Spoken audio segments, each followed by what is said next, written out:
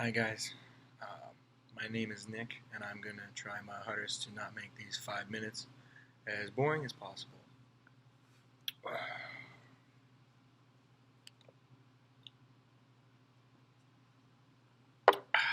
Okay, my semester specialization will be on steel piles.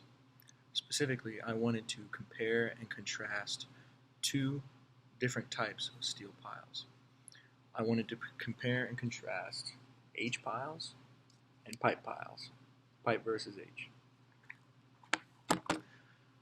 And so basically, piles go into deep foundations. Now, there are two different types of foundations. There's a shallow foundation, which are used for mainly smaller structures. And then there are deep foundations. Now, deep foundations are needed when bearing capacity cannot withstand the loads applied by the structure. So there's a structure that's being pushed down in the soil. The bearing capacity of the soil can't hold it. So basically, that's when piles are used. Now, why did I want to use a steel pile? Steel is probably one of the most versatile materials on the planet. It has a much higher resistance factor than wood or concrete, and a much higher tensile strength. So basically, concrete piles are usually poured in place, and wood piles are actually carved from trees. So however long the tree gets, that's how long they can make a wood pile. So typically, steel piles can reach up to 200 feet deep in the ground, while precast concrete can only reach up to about 150 feet, and then wood piles usually only make it to about 15 to 75 feet. It depends on the tree size for wood piles, which is kind of cool. But the reason that I wanted to pick steel is because it's a lot cooler right now what they're doing with steel piles. So basically, two types of pile foundations. So you have a friction pile that goes into the ground, and it can either be H or pipe piles. Either one can be a friction pile. A friction pile basically, when it's put into the ground, it uses the uh, soil and creates friction. So they rely purely on the friction force produced between the pile and the soil to provide support for the structure. And it's basically able to distribute throughout the soil using the whole length of the pile. So the pile isn't resting on any bedrock or soil. It's just submerged in the soil and uses the friction of the soil to hold up your structure. Here's kind of like what it looks like. So here's a pile. Here's your force being applied, and here's the friction along the sides of the pile, and it's holding up your structure. And that's a friction pile.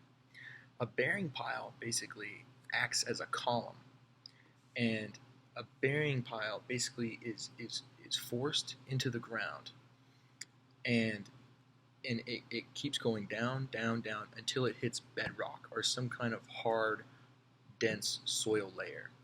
And basically those loads from that dense layer, the bearing pile will go through the soft soil that it can't hold up and will go all the way down, down, down, down. Again, can go all the way down up to 200 feet, down to the deep, dense, hard rock soil. And that will be used to hold up. So basically,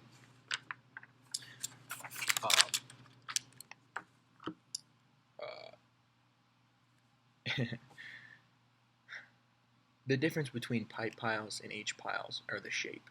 So an H pile obviously is in the shape of an H or an I-beam, and a pipe pile is in the shape of a circle.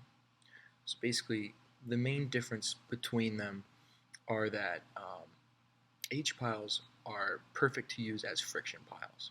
So they're better used when the friction force is in the soil holding up the building. And that's really good, but they have some disadvantages. So a thesis done by a BYU graduate student compared them on lateral load resistance and their shapes. And he found out that the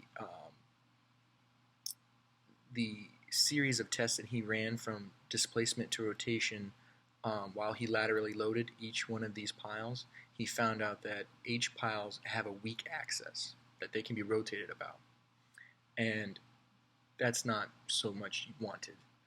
So H piles are a little bit less basically than what pipe piles. Pipe piles, there's so many different aspects of what they can do.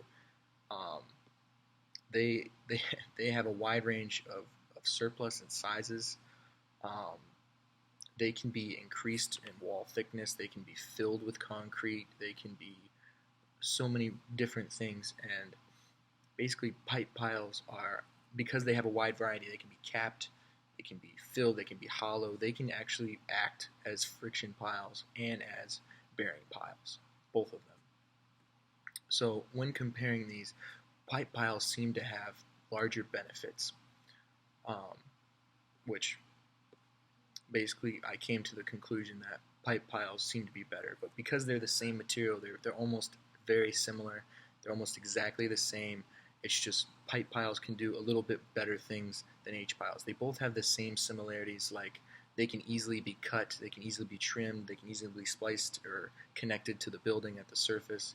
They have lots of different similarities, except pipe piles just have a tad bit more that make them a little bit better. So that was my semester special.